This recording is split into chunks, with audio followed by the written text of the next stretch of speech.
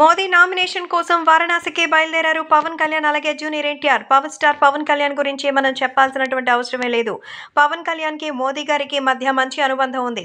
Hat trick లక్ష్యంగా మోదీ గారు ఈ రోజు నామినేషన్ వేయబోతున్న తరుణంలో తన కోసం ప్రచారానికి వచ్చినటువంటి మోదీ గారికి తను మద్దతు తెలపాలని పవన్ కళ్యాణ్ బయలుదేరారు. ఇక్కడ జూనియర్ ఎన్టీఆర్ కూడా పవన్ కళ్యాణ్ తో వెళ్లడం మరింత చెప్పుకోదగిన విషయం. భారత ప్రధాని నరేంద్ర మోదీ వారణాసిలో నామినేషన్ దాఖలు చేశారు. నామినేషన్ కార్యక్రమానికి పలువురు ఎన్డీఏ నేతలు పాల్గొన్నారు. భాజపా అధ్యక్షుడు జేపీ నడ్డా, కేంద్ర మంత్రులు అమిత్ షా, రాజ్నాథ్ సింగ్, ఉత్తరప్రదేశ్ ముఖ్యమంత్రి యోగి ఆదిత్యనాథ్, తెలుగుదేశం పార్టీ అధినేత చంద్రబాబు నాయుడు, జనసేన అధినేత పవన్ కళ్యాణ్ వెంట ఎన్టీఆర్ కూడా ఉన్నారు. మోదీ వెంట రిటర్నింగ్ అధికారి కార్యాలయానికి వెళ్లారు. సో నిజంగా ఇది చాలా గొప్ప అవకాశం. జూనియర్ ఎన్టీఆర్ కేవలం ఒక సినీ సెలబ్రిటీగా మాత్రమే ఉన్నారు. కానీ ఇప్పుడు బీజేపీకి మద్దతుదారుడిగా పవన్ కళ్యాణ్ వెంట ఆయనతో కలిసి వెళ్లడం అందరినీ ఆకట్టుకుంది. ఏ రకంగానూ రాజకీయాలకి సపోర్ట్ గా నిలవనటువంటి ఎన్టీఆర్ తటస్థంగా ఉండిపోయారు.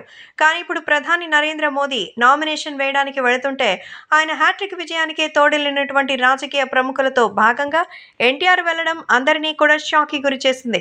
అంటే ఖచ్చితంగా ఆయన కూటమిలో భాగస్వామిగా తెలుగుదేశం పార్టీకి గెలవాలని కోరుకునే వ్యక్తి అని ఇప్పుడు అర్థమవడంతో అభిమానులందరూ ఆశ్చర్యపోతున్నారు.